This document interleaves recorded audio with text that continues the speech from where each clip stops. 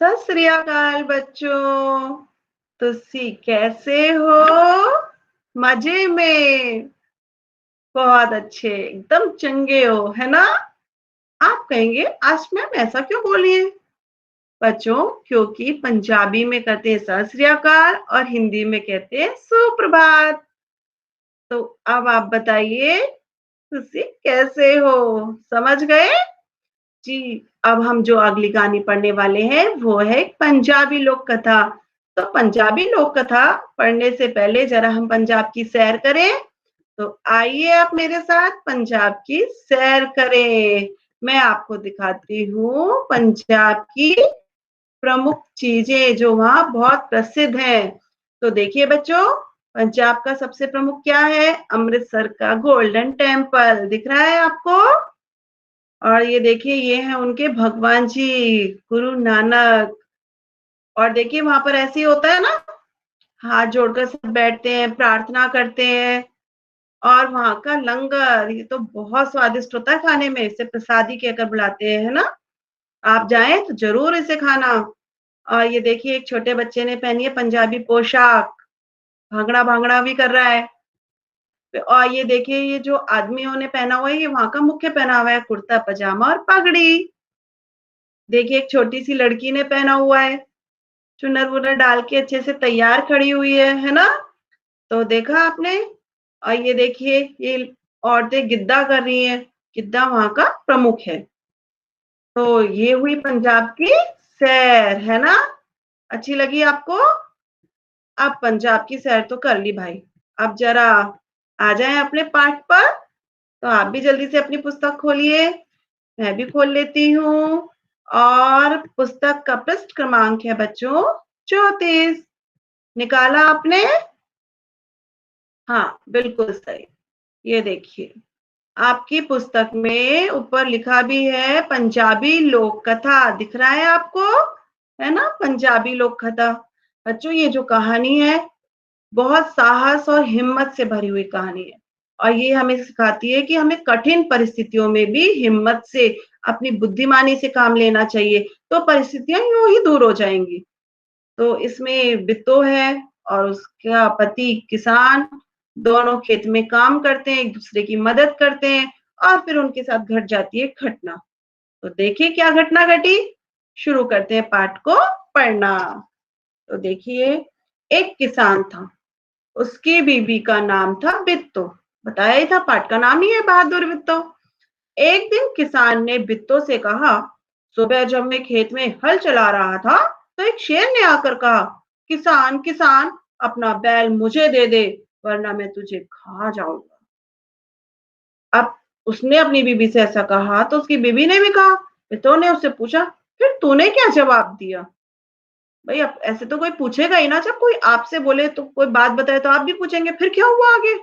वही बिट्टू ने कहा, फिर तूने क्या जवाब दिया? तो बच्चों, ये जवाब को रेखांकित करिए। जवाब का अर्थ है फिर तूने क्या उत्तर दिया, है ना? तो जवाब का अर्थ हुआ उत्तर। देखिए बच्चों, आगे नीचे चित्र देखिए, है ना? दोनों आपस में बात भी कर रहे हैं और पीछे देखो घर भी बना हुआ है ना, खेत में बीचों बीच। आगे देखिए, फिर क्या हुआ? हाँ, फिर किसान ने कहा, मैंने भी कहा तो यहीं रुक, मैं घर जाकर अपनी गाय ले आता हूँ। अगर तू बैल खा लेगा तो हम लोग भूखों मर जाएंगे। इसका अर्थ है कि उनके पास एक गाय भी थी और एक बैल भी था, है ना? तभी तो भाई शेर ने आकर गाय मांगी। तो किसान ने क्या करा, गाय की जगह बैल देने की बात की। सही बोला? नहीं, शेर ने आकर बैल मांगा और उसने गाय को देने की बात की। क्यों बताइए? क्योंकि बैल तो खेत में काम करता है, और खेत में काम करता है तो उसके पास फसल होती है जिसे बेचकर वो पैसे कमाता है। उसी से तो उनके घर का फिर राशन आता है ना? यह सुनकर बिट्टो को बहुत गुस्सा आ गया। अब आप कह रहे होंगे इसमें गुस्सा होने की क्या बात है? तो पढ़िए, गुस्सा को रेखांकित कीजिए बच्चों। गुस्सा का अर्थ है क्रोध। उसने किसान को फटकारा। फटकारा का अर्थ डांटा। घर की गाय शेर को खिलाते तुझे शर्म नहीं आती? अगर गाय चली गई तो घर में ना दूध ना लस्सी, बच्चे रोटी किस चीज के साथ खाएंगे? तो बच्चों गाय के दूध से और क्या बनता है? मक्खन, है ना? तो बच्चे मक्खन से रोटी खाते होंगे और दूध और लस्सी पीते होंगे। तो इसलिए उसने कहा कि तुझे शर्म नहीं आती? और एक बात है, उस समय घर में गाय को पालना भी बहुत शुभ माना जाता था।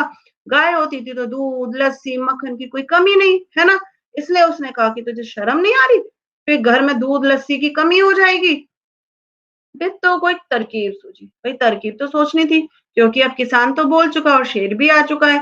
तरकीब का अर्थ है बच्चों, रेखांकित कीजिए इसको, उपाय, है ना? उसको एक उपाय सूझा। उसने कहा तुम फौरन खेत में जाकर शेर से कहो कि मेरी बिट्टो तुम्हारे लिए घोड़ा लेकर आ रही है। इसका अर्थ है कि उनके पास एक घोड़ा भी था। कैसे, कितनी चीजें हुई? एक गाय, एक बैल और एक घोड़ा। और शेर ने आकर क्या मांगा था? बैल। और फिर किसान ने क्या कहा? बैल नहीं, गाय ले लो। और फिर बिट्टो को गुस्सा आया, उसने कहा मुझे, तुम्हें शर्म नहीं आ रही गाय देते हुए? और फिर बात आई कि अब एक उपाय सूझा। उसने कहा तुम फौरन खेत में जाकर शेर से कहो कि मेरी बिट्टो तुम्हारे खाने के लिए घोड़ा लेकर आ रही है। बच्चों आप फौरन को भी रेखांकित कीजिए, क्योंकि फौरन का अर्थ है तुरंत, है ना? तुरंत जाकर कहो। आगे बढ़ते हैं। किसान डरता डरता शेर के पास गया। उसने कहा शेर राजा, हमारी गाय तो बड़ी मरियल है। आप मरियल को रेखांकित कीजिए बच्चों। मरियल का अर्थ है मरी हुई सी है। उससे तुम्हारा क्या बनेगा? मेरी बीवी अभी तुम्हारे लिए एक मोटा ताजा घोड़ा लेकर आ रही है। मरियल सी है मतलब बिल्कुल मरी हुई है, कोई जान नहीं है, सूखी है, उसने कई दिनों से कुछ खाना नहीं खाया है, ऐसी है।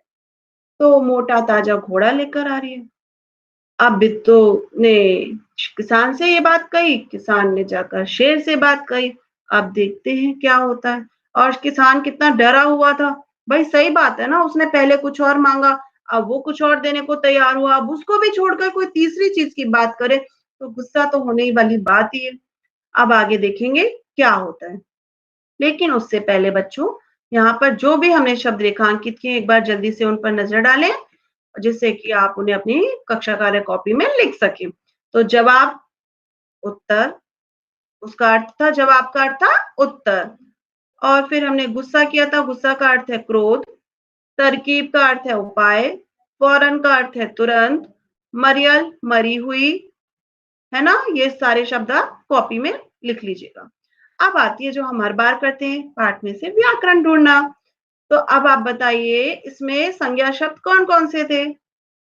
किसान बिल्कुल सही, बिट्टो सही, गाय, बैल, घोड़ा, शेर, कितने सारे हैं ना?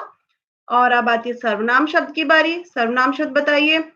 बिल्कुल सही, उसने, एकदम सही, है ना? हाँ, तुम, ये भी सही।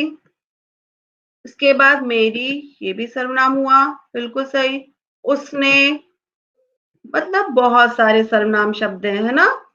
और अब विशेषण, विशेषण बताइए। मोटा ताजा, बिल्कुल सही। और सबसे पहले तो पाठ के नाम ही में था बहादुर, है ना? बिट्टो कैसी थी? बहादुर। तो ये हुए विशेषण शब्द। बच्चों अब इसमें देखिए एक और है खासियत, ये नुक्ता वाले शब्द दिख रहा है आपको? फ के नीचे नुक्ता है, छोटी सी बिंदी लगी हुई है। ये शब्द उर्दू से आए हैं, ये होते हैं नुक्ता वाले शब्द। तो आप अपने इस पाठ में से नुक्ता वाले शब्द ढूंढिए और उनको एक अलग से लिखिए, जिससे आपको समझ में आए कि नुक्ता वाले शब्द कौन से होते हैं। तो आज के लिए बच्चों इतना ही। अब आप इसको ध्यान से पढ़िएगा और सारी व्याकरण भी इसमें से ढूंढ कर रखिएगा, कॉपी में शब्दार्थ लिखिएगा और आगे की कहानी हम अब कल पढ़ेंगे। देखते हैं कि अब क्या होता है। वो शेर के पास जाकर उसने कहा तो अब शेर कैसा करता है, गुस्सा होता है या नहीं होता है, तो अब पढ़ेंगे हम कल। आज के लिए इतना ही, बाय बच्चों।